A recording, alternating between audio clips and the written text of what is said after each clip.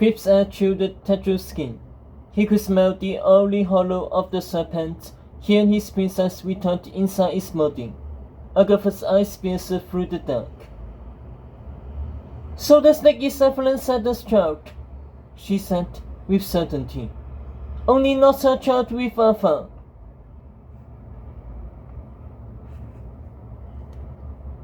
"He's the son of Sir Kay and Evelyn," Tetros agreed.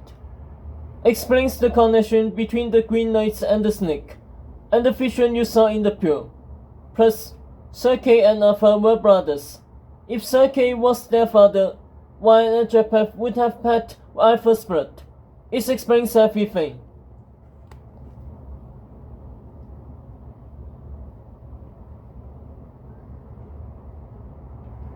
"No, it doesn't.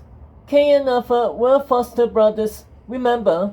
They weren't related by blood," said Agatha, the confidence in her voice fading.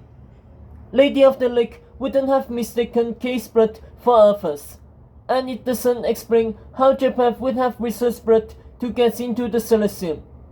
And Evelyn's tongue with him. She called it my child, not our child."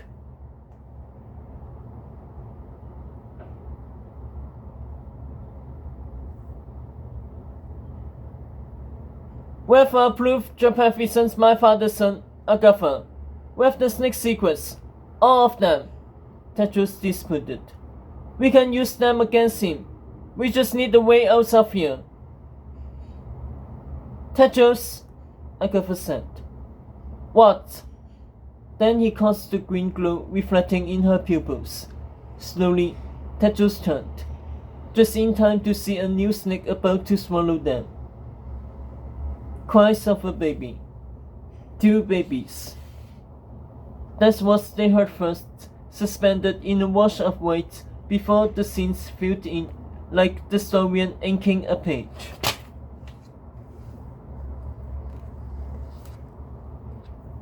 On a one-folded bed, stuffed in the corner of a cluttered one-room house, Evelyn Sadler swaddled her twin boys in her arms.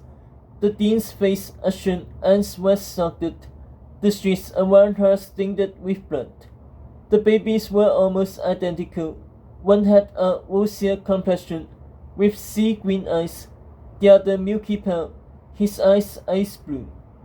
A woman with long grey hair bent over her, the midwife, Tetros assumed, patting her forehead dry and wrapping the boys in fresh blankets.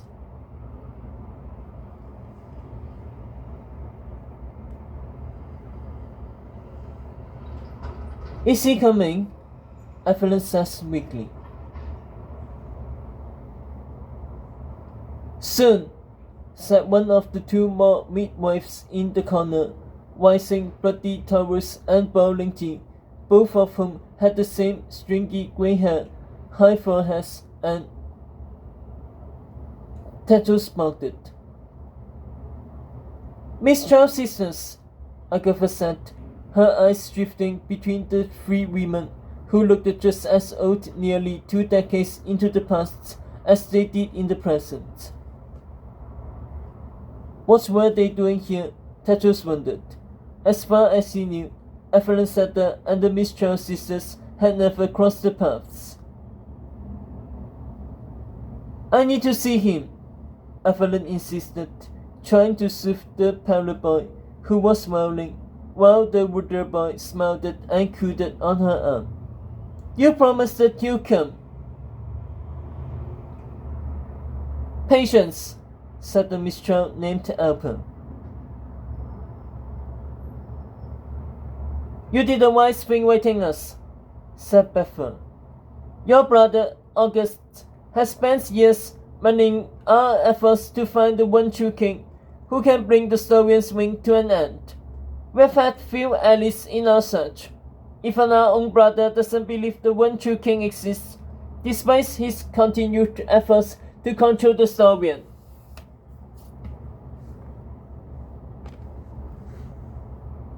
But now we can all work together for the same goal."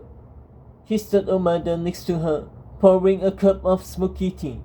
She brought it to Evelyn. "Drink this, dear. It will give you strength to nurse them. She held it to Evelyn's lips, and the dean took a sip, still trying to calm the pallid, unruly child. They'll be safe here in Frostwood, won't they? Evelyn asked, anxiously cuddling the newborns. Couldn't stay in Sherwood anymore. Too many high-ranking leaders coming in and out.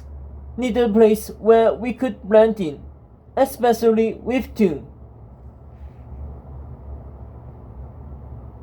No surprise that you've had twins, Amanda chuckled. They weren't in the family after all. Have you given any thoughts to their names? Said Alper. I have, a voice said. A man's voice. Tetro's heart stopped it. A voice he knew. Slowly, the prince and Agatha turned to a shadow in the doorway. Behind him, an empty street of cottages swirled with autumn leaves, as if he had arrived by wind. He glided inside the house, with the silver robes billowing over his slender frame. A silver mask covered his face except for purplish blue eyes and full lips put into an impressive smile. No way, Agatha gasped.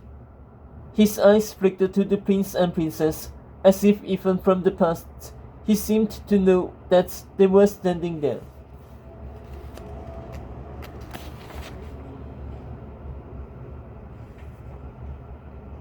Hello, Evelyn, he said, his focus turning to her twins, his little fingers touching the head of the pale, crying child. Instantly, its well ceased. Two boys. Imagine that.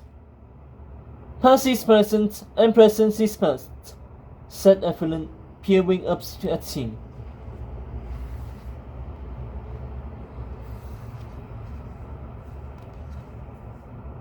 Indeed.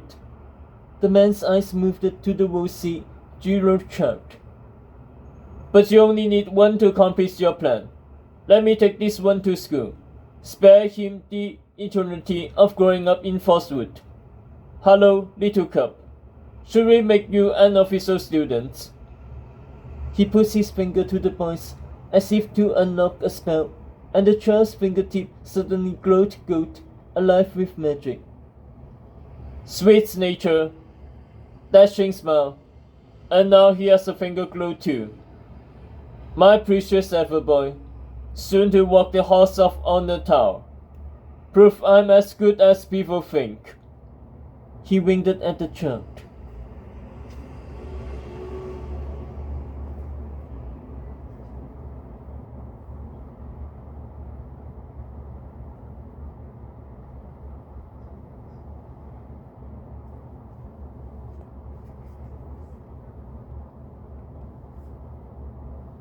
I know you well enough to know you're joking, said Evelyn, though she put the boy closer to her, out of his grasp. If I was still a teacher at your school, you would have the right to see them whenever you wish. Your school that took me in whenever banished me from the woods. You saved me in a time of need. You, my true love. But then my brother confessed you I wasn't your true love.